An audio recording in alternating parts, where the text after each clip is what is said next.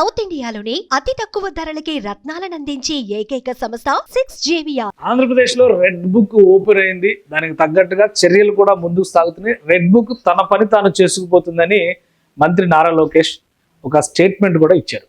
ఇప్పుడు తాజాగా నెక్స్ట్ ఎవరు, పోసాని కృష్ణమురళి అరెస్ట్ తర్వాత నెక్స్ట్ ఎవరు అనే చర్చ ఊపందుకుంటుంది. దానికి ఒక ఆధారం కనిపిస్తుంది.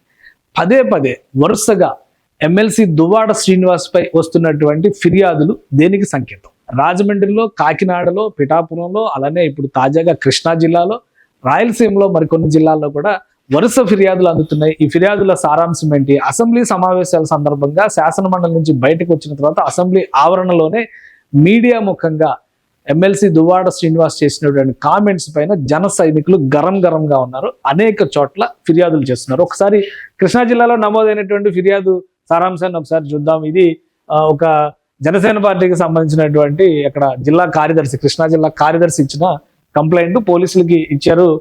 గుడివాడలో ఇచ్చినటువంటి ఫిర్యాదు ఇది.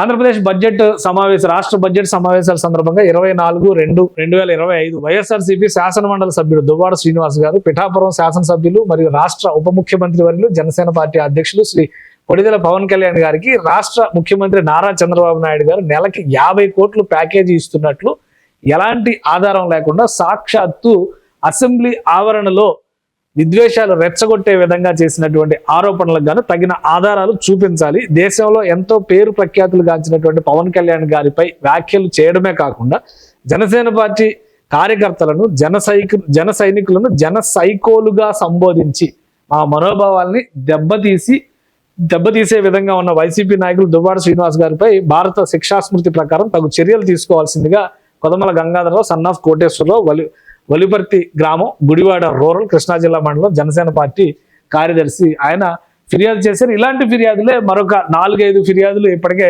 దువ్వాడ శ్రీనివాస్ మీద అందినాయి. ఎందుకంటే ఆయన తనకి సంబంధించినటువంటి అనేక వ్యవహారాల్లో ఈ మధ్య లైమ్ లైట్ లో ఉన్నారు. పర్సనల్ వివాదాల్లో చిక్కుకొని ఇబ్బందులు పడుతున్నారు. కానీ వైఎస్ఆర్సీపీ నుంచి ఆయన పైన ఎలాంటి వేటు కానీ ఆయన పరిస్థితి ఏంటనే విషయం పైన కానీ క్లారిటీ లేదు. ఫైనల్ గా శాసన మండలి సమావేశాలకి ఎమ్మెల్సీ హోదాలో ఆయన అటెండ్ అయ్యారు. అది ఆయనకు ఉన్నటువంటి హక్కు కాబట్టి దాన్ని వినియోగించుకున్నారు. కానీ బడ్జెట్ సమావేశాల సందర్భంగా బయటకు వచ్చి పవన్ కళ్యాణ్ గారి మీద చేసినటువంటి వ్యాఖ్యల పైన ఇప్పుడు రాష్ట్రం మొత్తం రగులుతున్నటువంటి పరిస్థితి ఉంది. అనేక చోట్ల ఇలాంటి ఫిర్యాదులే అందాయి. గతంలో చేసినటువంటి ఫిర్యాదుల స్టేటస్ రిపోర్టులు కూడా అడుగుతూ జనసేన కార్యకర్తలు, టీడీపీ కార్యకర్తలు కూడా పోలీస్ స్టేషన్లో గతంలో పెట్టినటువంటి కేసుల స్టేటస్ ని పరిశీలిస్తున్నారు. ఉదాహరణకి పోసాని కృష్ణమురళి అరెస్ట్ అయిన తర్వాత ఇప్పుడు ఆయన రోజుకో జైలుకి తిరగాల్సినటువంటి పరిస్థితి కనిపిస్తుంది. ఒక విధంగా పల్నాడు జిల్లాలో నరసరావుపేటలో కేసు అటెండ్ అవడం, అక్కడి నుంచి మళ్ళీ బాపట్ల జిల్లాకి, మళ్ళీ అక్కడి నుంచి కర్నూలు జిల్లాకి, ఇట్లా రోజుకొక చోట పీటీ వారెంట్ పేరుతో ఆయన తిరుగుతున్నటువంటి పరిస్థితి ఉంది. ఇప్పుడు కొత్తగా దువ్వాడ శ్రీనివాస్ ఆ లిస్ట్ లో చేరే అవకాశాలు ఉన్నాయనేటువంటి వాదన వినిపిస్తుంది. గతంలో కూడా దువ్వాడ శ్రీనివాస్ చాలా దూకుడుగా పవన్ కళ్యాణ్ మీద, ఆయన వ్యక్తిగతమైనటువంటి అంశాల మీద కామెంట్లు చేశారు. ఆ తర్వాత ఆయన వ్యక్తిగతమైనటువంటి అంశాల్లో వివాదాల్లో చిక్కుకున్న తర్వాత వాటికి క్షమాపణలు చెబుతున్నట్టుగా కూడా మాట్లాడారు. మళ్ళీ శాసన మండలి సమావేశాల సందర్భంగా మీడియా ముందర చెలరేగిపోయారు. జన సైనికుల పైన భూషణలు చేశారు.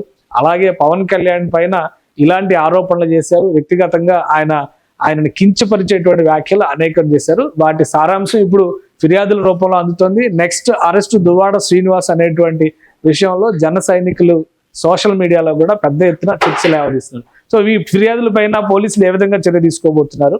ఇప్పుడు శాసన మండలి సమావేశాలు ఇంకా కంటిన్యూ అవుతున్నటువంటి నేపథ్యంలో శాసన మండలి చైర్మన్ అనుమతితో దువ్వాడ శ్రీనివాస్ని విచారించే అవకాశం ఉందనేటువంటి సంకేతాలు కూడా చాలా స్పష్టంగా కనిపిస్తున్నాయి. సో ఈ ఫిర్యాదులన్నీ కూడా ఫైనల్ గా ఆయన అరెస్టుకు దారితీసే అవకాశం ఉన్నట్టుగా తెలుస్తోంది. వేచి చూడాలి ఏం జరగబోతుంది అనేది. సుమన్ టీవీలో మీ పర్సనల్ అండ్ బిజినెస్ ప్రమోషన్స్ కోసం కింది నెంబర్కి కాంటాక్ట్ చేయండి.